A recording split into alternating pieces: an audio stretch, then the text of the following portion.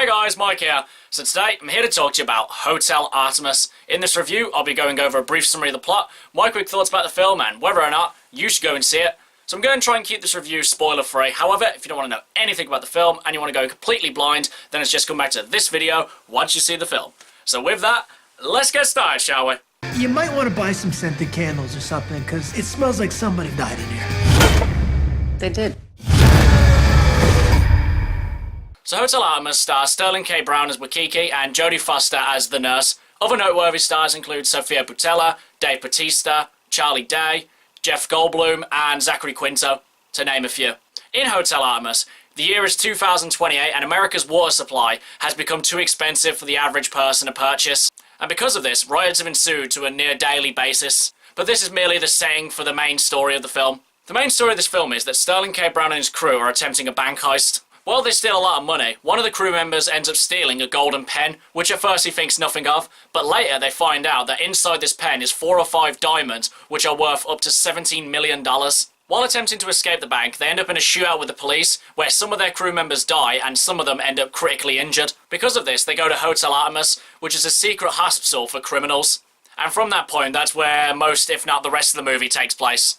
Going into this film, I did think it was going to be mostly action-orientated, but as the film progressed, I saw that that wasn't actually going to happen, and it was more about the story and the characters interacting with each other inside of this hospital. Now, don't get me wrong, while that was initially interesting, I was waiting for the film to kind of pick up and get into the more action part of the movie.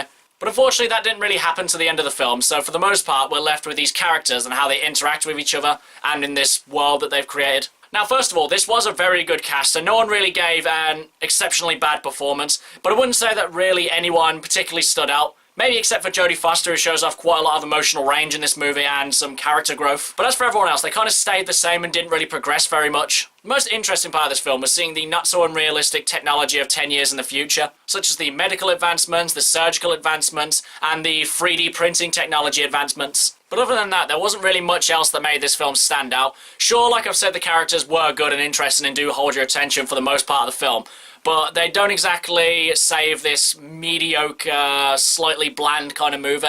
Initially, when the film finished, I was quite happy with what I got, though I did feel this film was a bit misadvertised to me.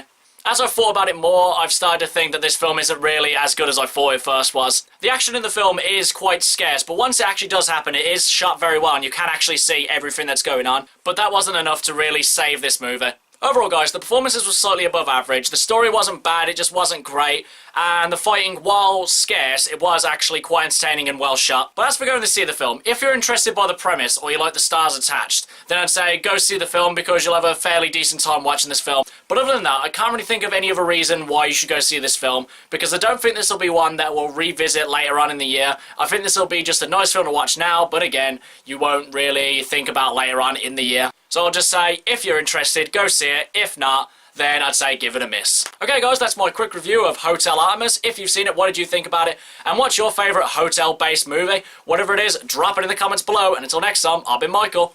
See ya!